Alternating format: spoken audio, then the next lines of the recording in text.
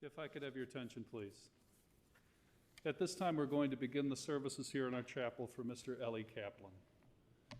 As we begin the service, I would ask if any of you has a cell phone or any other noise-making device, please turn them off at this time. Officiating the service here today is Rabbi Shlomo Tenenbaum. Thank you, Rabbi. Mizmor LeDavid Adonai mi yagor ba'alecha mi yishkan behar kodechecha hoylech tamim pol etc. V'doiver emes v'lvava l'raga l'shona l'osa l'reo ra v'cherpa l'nasa l'krova nivz v'einav nimas v'es yirei Adonai yechabed nishka l'hara v'lo yamir kaspa l'nosach nasan meneshach shoicher al naki l'loka osa elu lo yimov li'olam. Psalm of David. God, who may reside in your tent, who may dwell in your holy mountain, one who walks in innocence, one who does what is right and speaks the truth from his heart. And I think that sums up Ellie.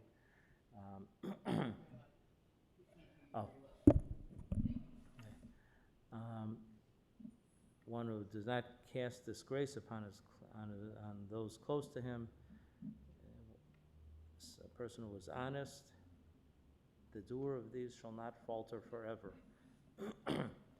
Mizmor LeDavid Adonai roi lo echsar b'nos desha yarbitzeni al mei menuchos ina aleini nafshi yeshoive v'yanchini b'mhaglet tzedek l'man shemo gam ki elech v'getz al movas l'ira ra ki ata imodi shivtecha mishantecha heimi yinachamuni taroch l'fonai shulchan neged tzororoi dishanta b'shem roshi kosi revayo Ach tov v'chesed yirdufuni kol yimei chayai v'shafti b'beis Adonai la'orach yomim. Psalm of David. God is my shepherd, I shall not lack. In lush meadows he lies me down. Beside tranquil waters he leads me. He restores my soul. He leads me on paths of justice for his name's sake. Though I walk through the valley in the shadow of death, I fear no evil, for you are with me. Your rod and staff comfort me. You prepare a table before me in full view of my tormentors. You have anointed my head with oil. My cup overflows. May only goodness and kindness pursue me all the days of my life, and I shall dwell in the house of God for the length of days. We're here today to bid our last respects and farewell to Eliezer Zev Ben Pinchas HaKohen, Ellie Kaplan. A few of us are going to say some words at the cemetery, including myself, but I'm going to ask some people close with Ellie to step up and speak. So first I'm going to ask Dr. David Shapiro, a very close cousin and close friend.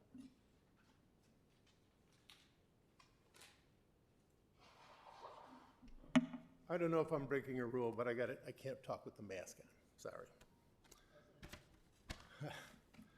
So I wanted to say a few words about my first cousin, Ellie, just by way of background. My mother, Sarah, and Ellie's mother, Esther, were the two youngest siblings of 5. Their brothers and one sister were born in Stashev, Poland. My mother and Aunt Esther were born in Chicago after their parents, Nehemiah and Fanny Sosovich, emigrated here just after World War I. As a result of this, Ellie and I were much younger than our other cousins, and we really grew up like brothers because we were just about a year apart. We were constantly at each other's houses. My Aunt Esther, who was a wonderful woman, if anybody knew her, was just like a second mother to me. And just by way of interest, his middle name, Zev, was also my brother's middle name, Zev, for the same great-grandfather in Poland. Ellie was always passionate about things. When he was young, he was passionate about fulfilling the Jewish mitzvot, the commandments. There was one mitzvah he was especially zealous about: eating horseradish, maror, at the Pesach Seder table. Every year, everybody's eyes, particularly my kids, would be on Ellie. He would eat whole pieces of that horseradish. His face, his forehead, his neck, his head all the way back to his neck, everything would turn beet red. If I ate that much, it would have killed me, so I didn't. Ellie's best time of life was when he met Sue. It turned everything around for him. She became the center of his universe, and Lori and I, Lori, my wife, really are convinced that Sue was the best thing that ever happened to him. There was no doubt that my Aunt Esther just loved having you as a daughter-in-law. The last conversation I had with Esther before she died was a plea from her to keep Ellie as part of our lives. She did not want us to separate at all. Unfortunately, over the past few years, for a variety of reasons, Ellie and I fell out of touch, but I was lucky enough to see Sue on a regular basis because I was a volunteer at the ARC. So every month I would come in, I'd get my hug, I'd get filled in, she would fill me in, I would fill her in. And that was a good way to keep together. In fact, the reason I started working in the ARC was because we went to lunch with you one day, if you remember that.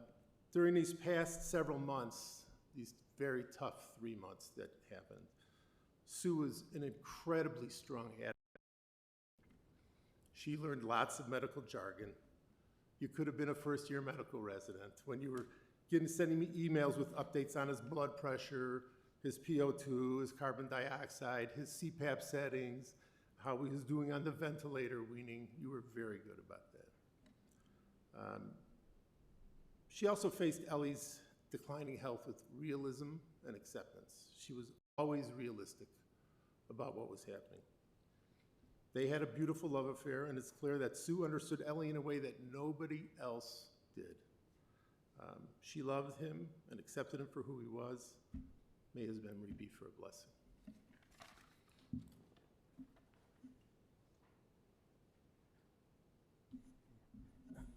Thank you. To say that's not just a family benefit. Sue gives a hug to everybody that comes in the ARC. It's just Sue's warmth. I want to ask another close friend, Matt Cantor, would say a few words.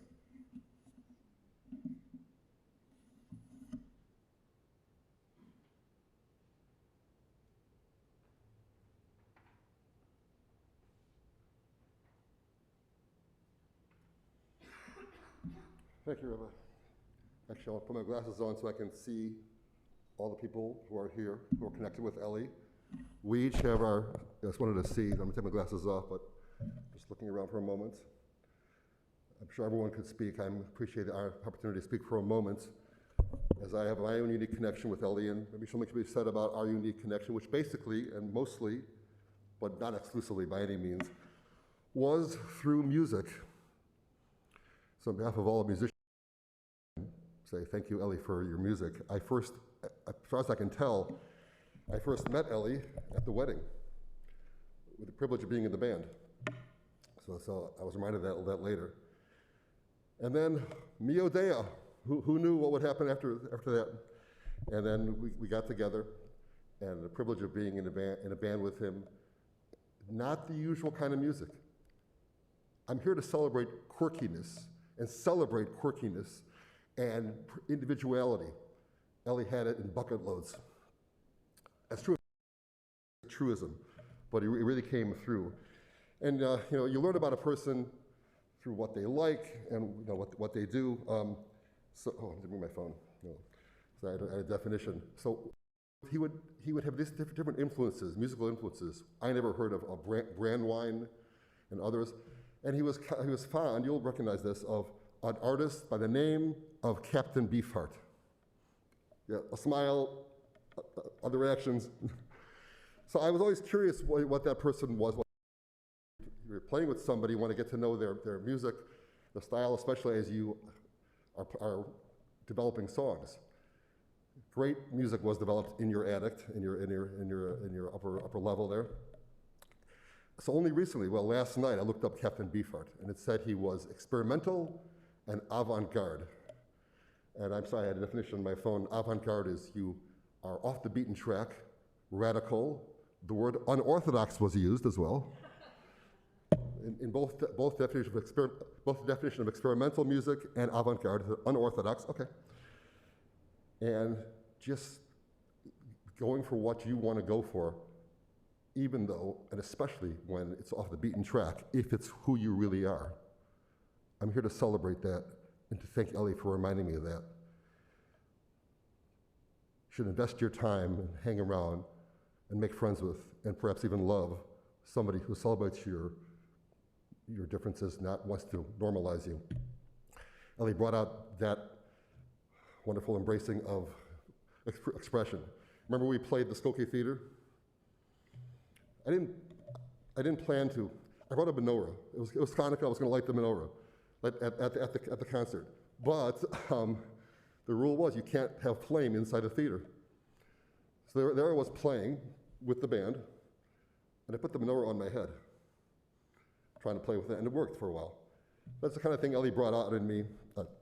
So this Captain Beefheart, I looked him up, all these descriptions of avant-garde and experimental applied to Ellie. But I'll just finish with this. It occurred to me, not to stretch too much, but Beefheart is a heart of flesh.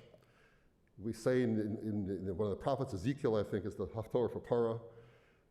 We say, Hisiro, see a slave heaven, take away the heart of stone and give me a heart of flesh, a feeling heart. As was mentioned, Ellie had emotion, much feeling. You knew what you were getting, and he expressed himself. Whatever it was, and that heart of flesh, that beefy heart of flesh really came through, and it's an expression of that and a manifestation of that. Last summer, you recall, when you were moving, Ellie gave me some equipment. I have the great privilege of teaching at a high school, teaching music in the yeshiva near here, and every day that keyboard is used. I sent you a picture of that, right? A few boys especially, and it's a wonderful addition. That legacy goes on. I think I'm going to try and the Mio Dea CD I have and play it in the yeshiva. That energy needs to be out there and celebrated. Memory for a blessing. Should know no more sorrow. We should hear the sounds of his great music. Loved playing with you. Let's be in touch. And Bilamelis had Netzach, that death should cease by embracing the moments and the eternity and everything. Please, memory for a blessing. Thank you.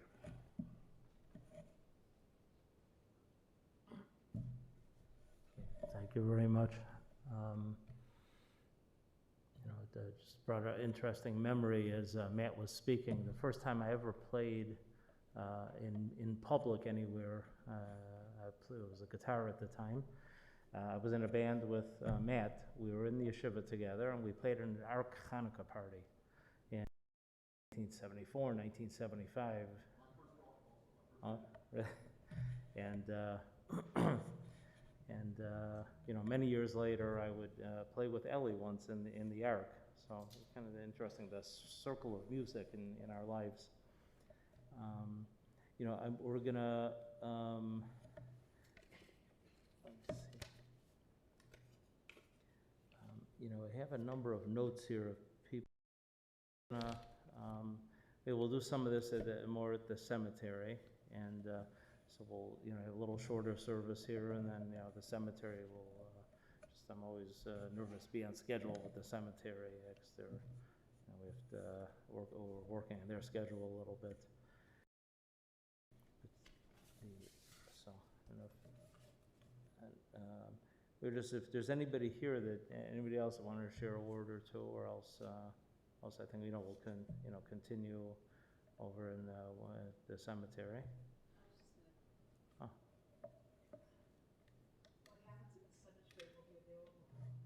Right, it's going to be Zoomed, and it will be recorded and available as well. So if you're not able to make it, and we'll do the Kel Mole. I'm going to ask Rabbi Matanki if you would honor us with the Kel Mole.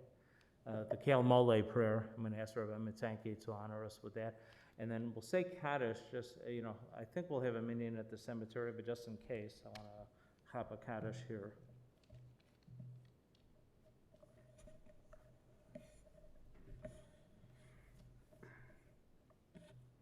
Please rise.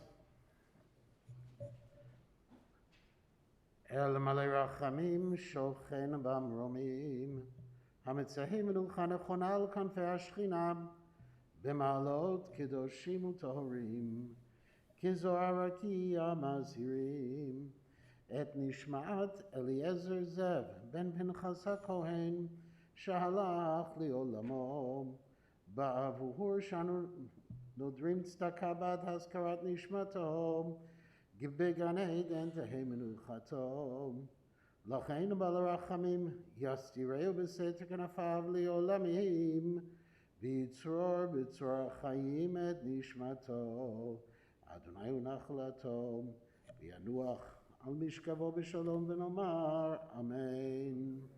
O God, full of mercy, who dwells on high, grant proper rest on the wings of the divine presence, in the lofty levels of the holy and the pure ones, who shine like the glow of the firmament, for the soul of Ellie Kaplan, who went on to his world, because people are contributing charity in the remembrance of his soul.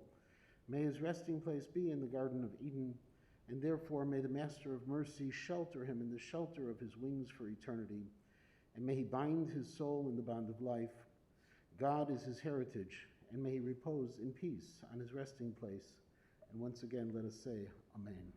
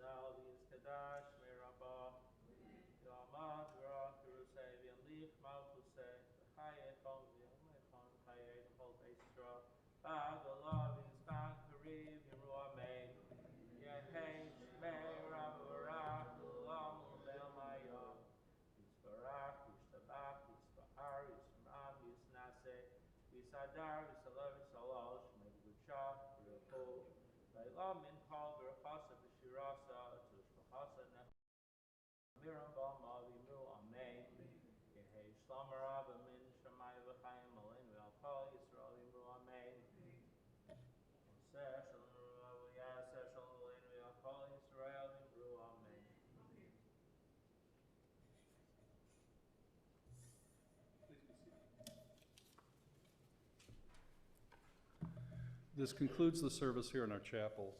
The interment will take place immediately at the family's plots at Waldheim Jewish Cemetery, 1700 South Harlem Avenue in Forest Park.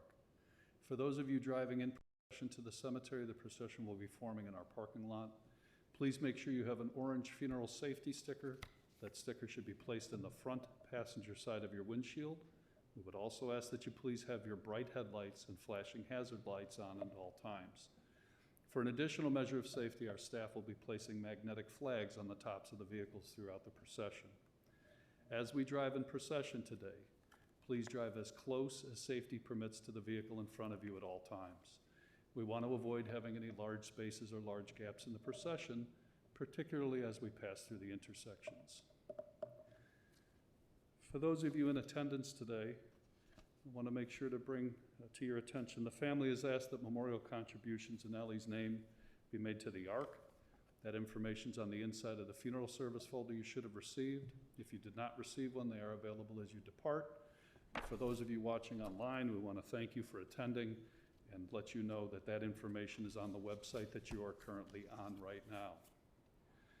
We will not be broadcasting live the interment service at Waldheim. However, we will be making a recording, and later today, there will be a recording of the funeral service and including the interment on our website, chicagojewishfunerals.com. At this time, I would ask everyone to please rise as the deceased and his family and rabbi are escorted from the chapel. Thank you.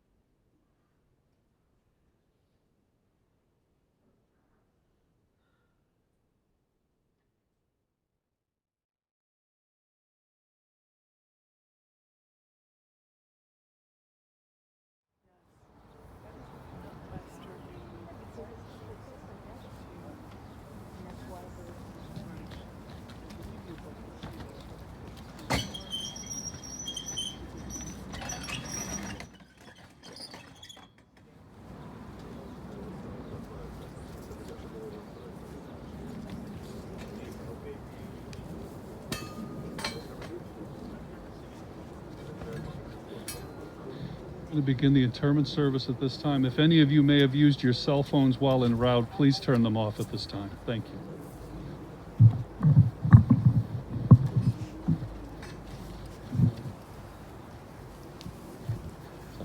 There's a blessing that we say in the cemetery, and I always find that it really shapes what we're doing.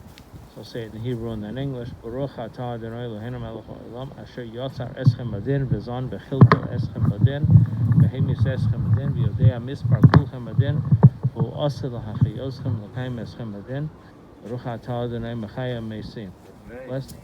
Blessed is God, King of the universe, who gives us a life with a purpose, nourishes and sustains us, our life, during our entire life with a purpose. And when it's time for us to leave, there's also a purpose to that.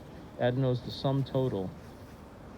And with justice, God will takes us when it's time, and God will restore and resuscitate us also with judgment. Blessed is God who resuscitates the dead. Us Jews believe that the body is temporary, but the soul is eternal. And when we say goodbye to somebody, it's a temporary goodbye. So maybe I'll share. I wrote some words, and then some things that Sue and some friends, and I think it's Kathy. So maybe I'll say a few words, and then if Kathy try to sum up some of the other things here. I stand here numb in disbelief that we're saying goodbye to Pinchas, Eliezer Ben Pinchas HaKohen, Ellie Kaplan. On Tuesday, we were asking him questions. He was nodding yes and no. I played a song for him, and he gestured.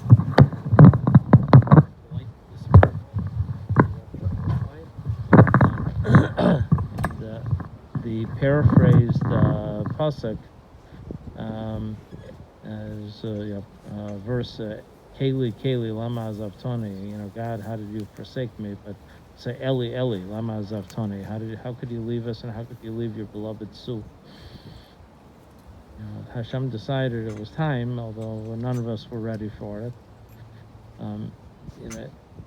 Ellie went to the Ida Crown Jewish Academy, eventually pursued an education in math, getting a master's degree, and almost finishing a PhD. He was very bright, taught college math for a while, then went into computers. And like was mentioned by others, he and Sue eventually met, and that began their storied romance. They both accepted each other as unique personas and shared many special passions. The parsha this week we read is a double parsha, Bahar B'chul Tosai. In Bahar, it talks about the mitzvah of Shemitah, the sabbatical year, where you take a year off from your regular mundane affairs and your farm, and you focus for a whole year, just like the professors have a sabbatical. You focus on a year on the things that give life existential meaning. And Ellie decided some years ago to pursue music, and Sue was supportive of his endeavor, and I'm kind of amazed at that. Sue's love and support to help Ellie pursue his passion is unique and speaks deeply about the beauty in their relationship. And truth is, most people leave the world with a long list of unfulfilled passions and dreams, and most people just don't pursue their dreams because there's nobody to support them to do it.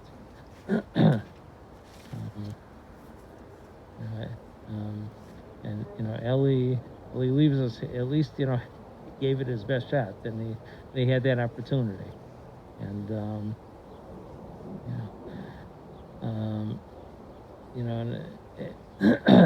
Sue gave him permission to be himself and run that course, and Ellie was to a fault himself, one of a kind, but no airs about him, not an artificial bone in his body, which was refreshing, and if not always agreeable. Many of us spend a lot of time suffocating in a kind of an artificial work environment and pretending to be something. And it's a mechaya to actually meet a real person who just as himself. He was a real what you see is what you get person. You know, our world, this world is called the Alma de Shikra, world of falsehood. And you know, Ellie just couldn't tell a lie constitutionally. He was honest, even when he would have been better off not being as honest. I had the pleasure and challenge of jamming with Ellie one time at the event we did at the Ark, and he led on the piano, and I accompanied him with a violin. And I remember he was original, he was creative, he was occasionally musically counterintuitive, and I tried to keep up best I could. It was a little like riding a bucking bronco. And you know, his life was largely an original tune. You know, and luckily he had his you know, that expression, march to the beat of a different drummer. You know, thank God he had Sue as drummer to at least keep some pace and orient him back to the rest of the band. And you know, I had the privilege of spending many chagim with Ellie, where he and Sue would walk a long distance, sometimes in awful hot weather, awful cold weather, to help serve Yom Tov meals at the Ark. And I know he found a lot of meaning in that service to the community. Definitely spoke louder to him than many other mitzvah rituals.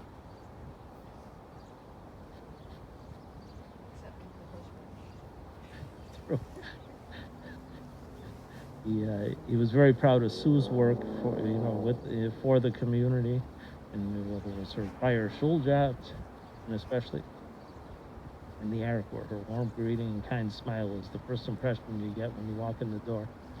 I say just a word about Sue. She's also like my Valium pill at the end of every stressful day, and you know, we've missed. You know, you've been doing where you had to be, but we miss you. Sue shared a great story with me. She said that she and Ellie were going somewhere, and he said, "Are you ready?" And I might have mixed up the story wrong, but and so she said, "Look at me." And he said, "Yeah, are you ready?" So apparently he didn't notice she had curlers in her hair, and she clearly wasn't ready. But she said she realized that he loved her for who she was. He didn't focus on external things like that. He wasn't judgmental or critical. You know, he was bullied as a child, and I guess he was sensitive, both to others and sensitive, you know, to himself if he was hurt. You know, to say he put up a valiant fight with this illness. It was like nobody saw this thing coming. It was just really almost surreal. You know, he's at home one day, and the next day he's in the hospital, and the next day, like everything's crashing. And he fought and fought and fought. You know, he was terribly ill.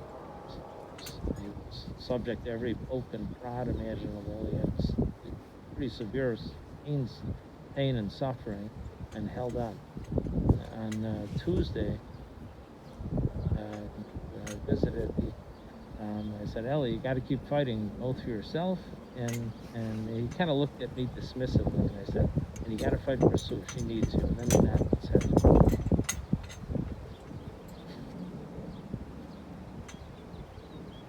Thank God Sue is a wonderful friend to so many people, and she has an amazing cadre of people that love her. So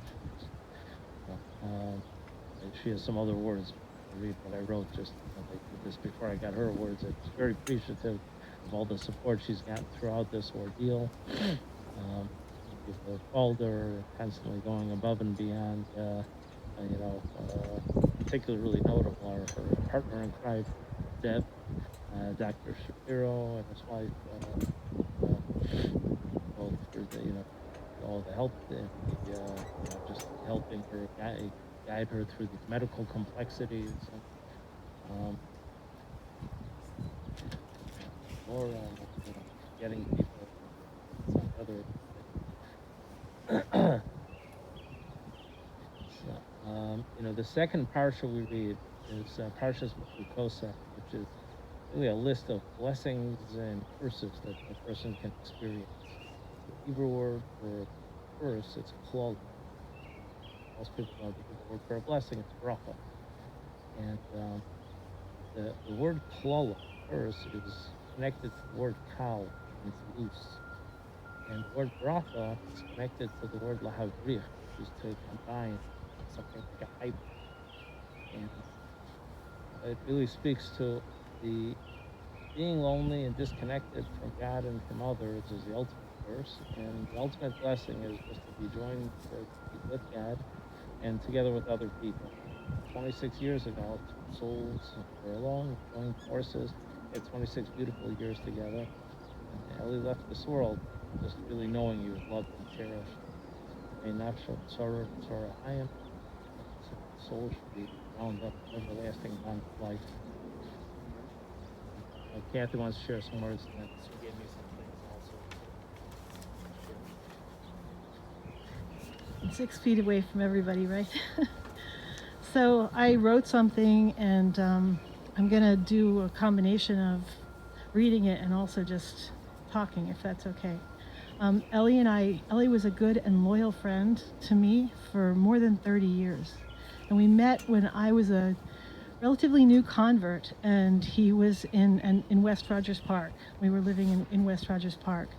And he was just one of the first people that I met who was kind and welcoming and accepting and didn't make me feel less than in any way, which I think is a great foundation. And I soon learned, and we were both very serious at that time about halacha and what the parameters of our relationship should be, and we were both young. And he was a Kohen, and I was a convert. So that, I think, was a great foundation for a relationship, because it couldn't be a romantic relationship, so it would have to be a friendship. And we were able to nurture a friendship like that for a long time. Ellie was a dog and a cat person. He was a complicated, intense, talented, driven, intelligent, irascible, generous, and deeply kind and moral man in his way. And he spent a good deal of his life wrestling and struggling with God, with history, and with circumstances and people. Sue was the balm for his soul, is what I would say. The gift that allowed him to stay here for as long as he did. Sue was not only his wife and partner, she was his joy, his light, and his rock. Ellie was an artist, a musician, and a mathematician at heart, aligned with the mystery at the core of life. And it was his lot to be more aligned with the cacophonous than with the melodic or harmonic, I would say. And I think, at least that's my perception of his music, of the music that he moved to in life. And it was his lot, to be intimately magnetized by truth and viscerally troubled by hypocrisy, falsehood, or any kind of pretension. My fondest memories are of Shabbases we call ourselves, our little cover was the lepers. And he taught me how to make those Greek green beans, smothered green beans. I never knew you should do that to a vegetable, but they were delicious.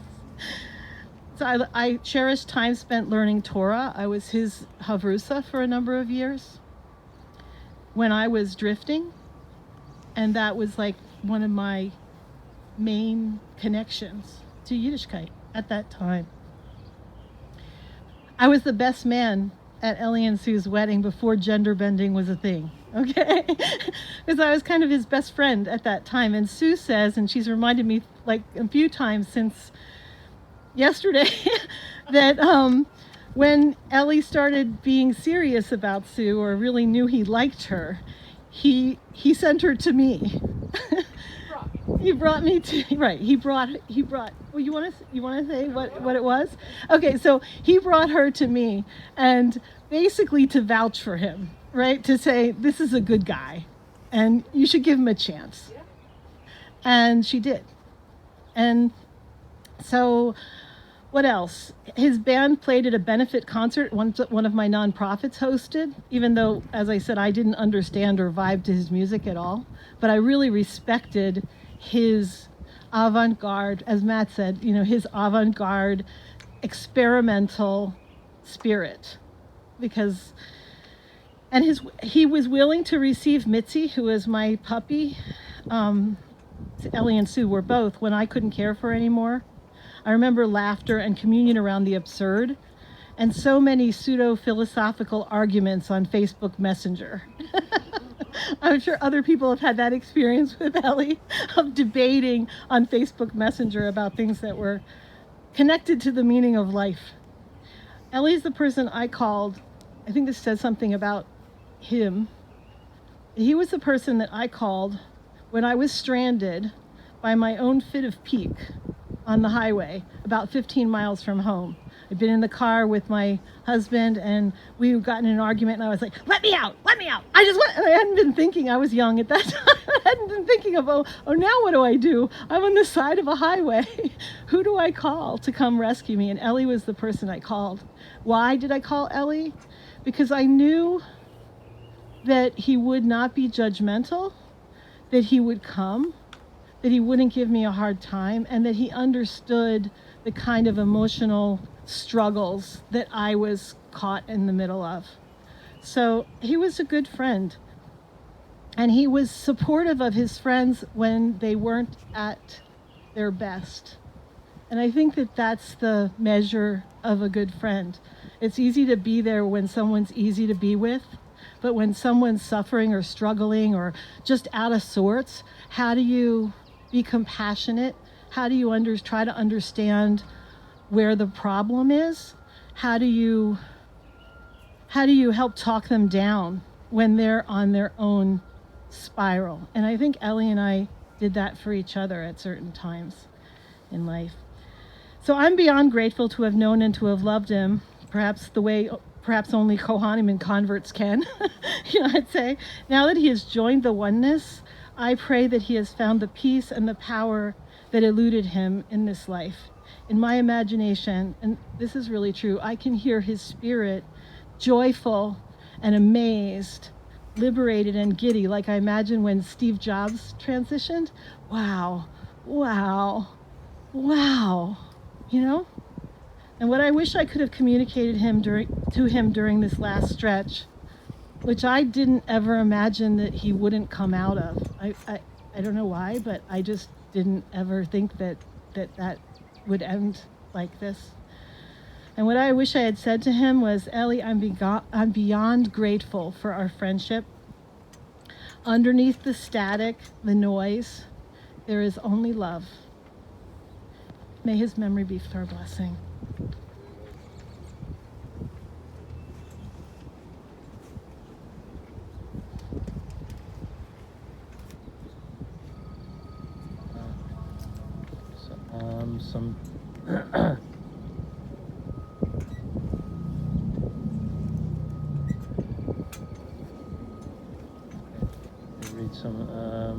There's some people that submitted things to Sue. Leave Sue's for last. Let's see. So, sorry. Oh, yeah, would you mind holding that? Sure thing, thank you. Yeah, if you would, mind. Yeah.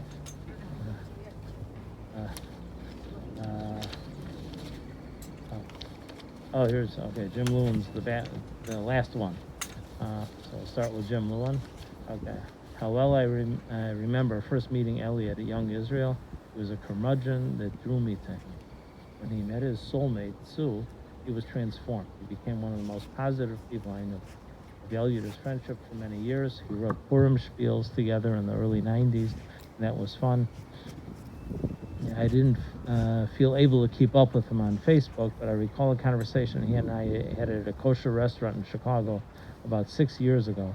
His intention was always to reach higher and stay true. He will be missed. David Schreier, Ellie, thank you so much for your friendship in difficult adolescent times.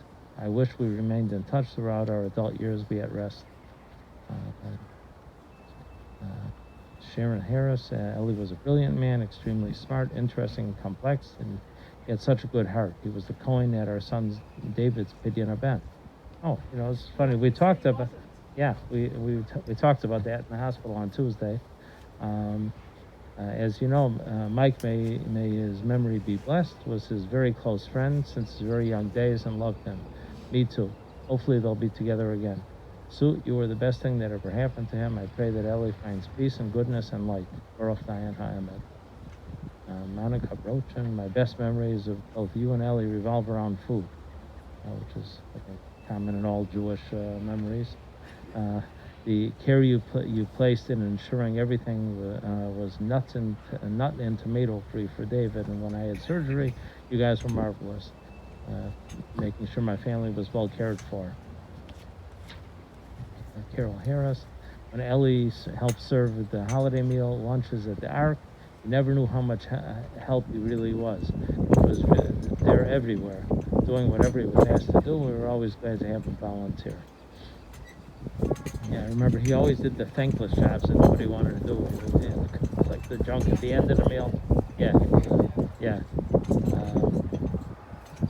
Amy Bass, it must be about 20 years that I met you and Ellie at a drum event of some kind. It was easy to see that Ellie was in his element when he was with people making music. He had such a strong desire to create and collaborate. I admired his mind and his kindness, and have wonderful memories of drumming with both of you at the Jewish Drum Circle, and also practicing and performing with the Ghost Project. We had some really fun shows, and what a joy it was to play for Tali and Royce as they painted and made art in the moment based on what we were playing. Ellie's passion for music will always come to mind when I think of him. Ellie, beautiful soul, I am so grateful to have known you. A note to the Shaviti Drum Circle group.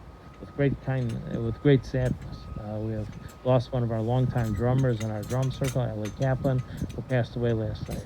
We'll surely be holding an outdoor drum circle. We will be surely holding an outdoor drum circle to remember Ellie and his music in the near future.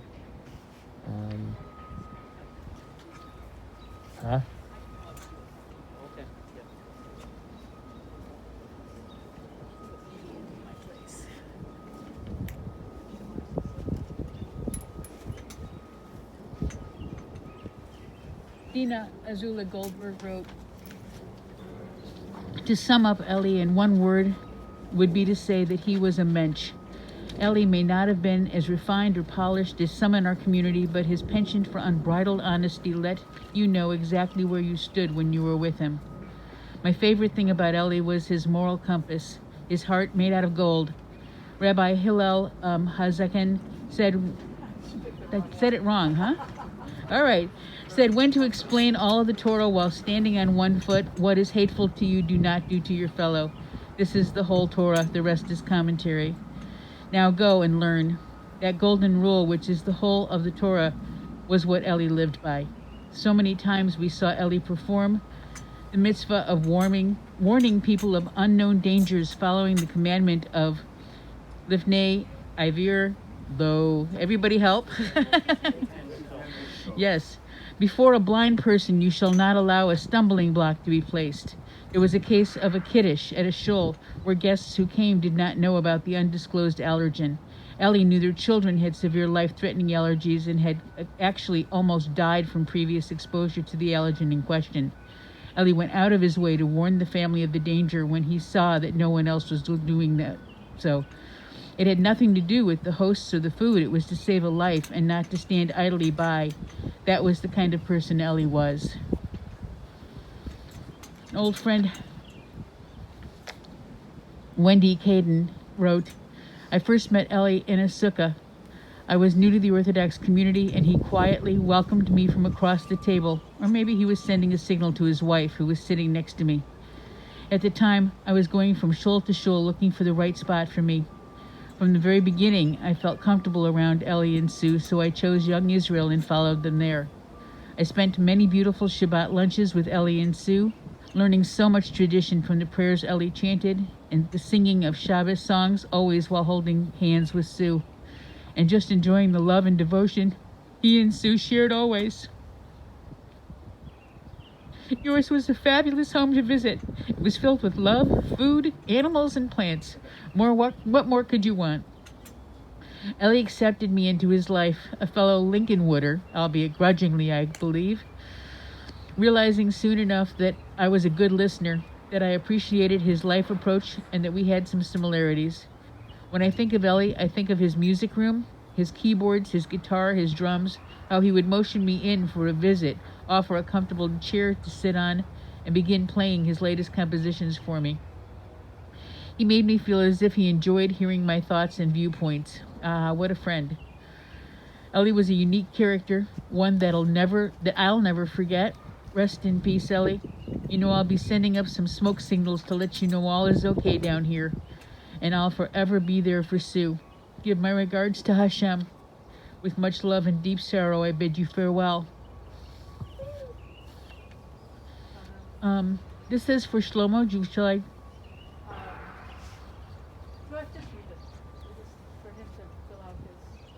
Did you already go through this? All right. Well, Sue said that she was very touched by what people wrote about Ellie. I do not think he knew how well he was thought of or how loved he was. Phrases repeated were unique character, a big warm heart, honest, kind, thoughtful and moral, and curmudgeon and irascible. Ellie cared about all people and took real offense to any slight to anyone. I want to thank all the people who supported me during this so difficult time. Cousin David Shapiro, who was on the phone with me from the beginning as my medical advisor, interpreting what the hospital doctors were telling me about Ellie's condition and care. It gave me great comfort to know I had David by my side. My sister Deb, she kept me sane, made sure I had food and company and a nap when I needed it, fielding all the phone calls and taking the dog out so I could rest with no worries. Too many other friends and family to mention for fear I will leave someone else. You comforted and supported me with phone calls and emails, fed me and sent me orchids to remind me that I am loved. You helped me keep my head and my home in order. I thank you all for sustaining me through this. I think that's it. Yeah.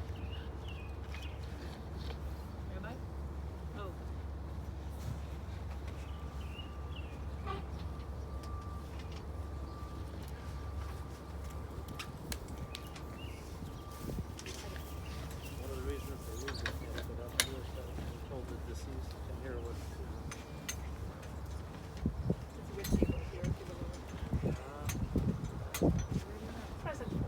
yeah. They say something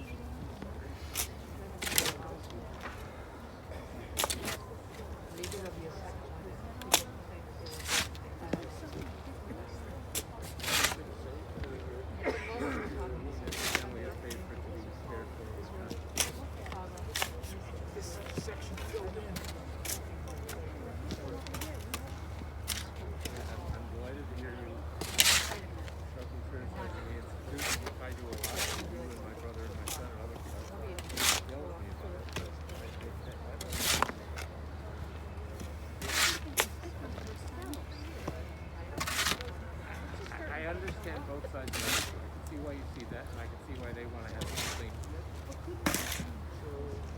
dignified. Everything about that,